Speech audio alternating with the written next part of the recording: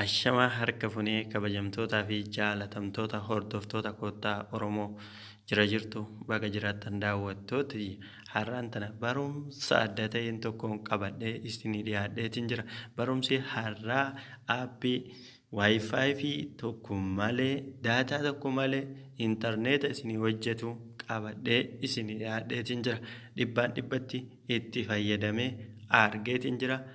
Bakka rakkoo garaa nama qunnamee akka itti fayyadamaniif kan hojjetameera jechuudha. Aappiin kun aappii kana diskiripshinii jala isinii gaa diskiripshinii jalaa gabbuufachuu dandeessanii osoo gama aappii kana wal isin barsiisutti hin dabarin jechuudha. Daawwattootiyya warroonni haaraa taatanii gama koottaa Oromoo dhuftan sabskiraayib gochuudhaan yeroo mallattoon bilbilaa isinii baate ol iddoo jetturra gootanii haala sanii barumsa guyyaa guyyatti aangan lakkisu argachuu dandeessan. Yoo viidiyoon kiyya isin tole laayik gochuu hin irraanfatinaa isiniin jedha. Sheer gochuudhaan hiriyoota keessanii dabarsaa isiniin jedha. Gama barumsa kennaa kaarraati isin deebiseera. Aappiin isa kana daatal kan jedhu kana gabbuufattanii jechuudha. Diskiripshinii jalaa akkuma amma isiniin jedhee isinii kaa'ee jira. Keessa seenname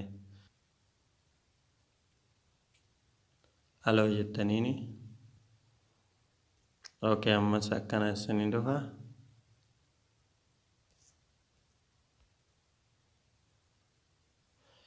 Erga gamana isin geesse jechuudha.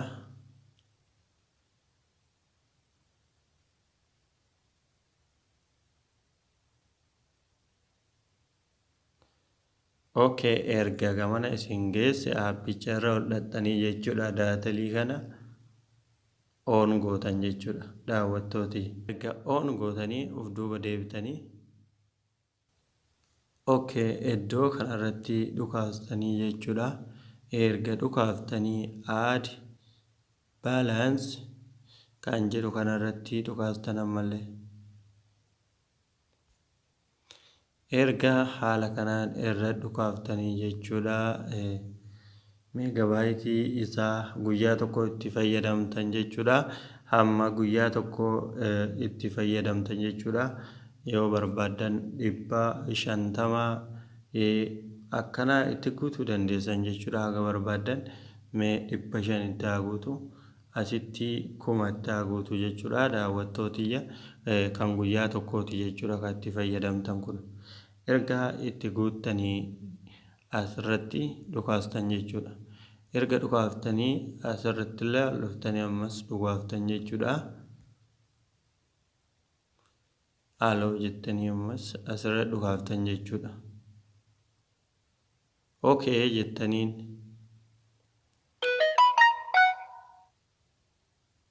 erga haala kana isinii dhufe ammallee dhukaaftan amma kana bantan jechuudha. Erga bantanii of duuba deebitanii jechuudha. Haala kanaan isinii hojjetee jira jechuudha. Daawwattootiyyaa haala argitanii meegabaayitii 500 asitti geegaa tokko jechuudha. Haala kanaan gubbattis ol baheetiin jira akkuma argitanii. Kana harka fakkaatu kun isaa haala kanaan itti fayyadamaa gabboofadhaa isiniin jedha. Iddoo iditi jedhu kanarratti dhukaastanii jechuudha. Daawwattoota tiyyaa haara hoomsitu jechuudha.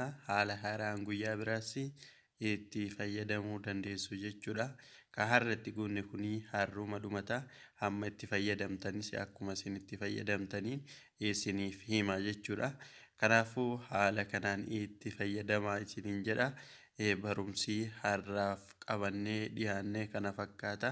Haga barumsa guyyaa biraatii walitti deebinutti horaa bulaa nagatti isiniin jedha. Gaafii yoo qabaattan gaafadhaa. Barsiisaa aappii jala feesbuukii diskiripshinii jala liinkii isinii kaa'eera.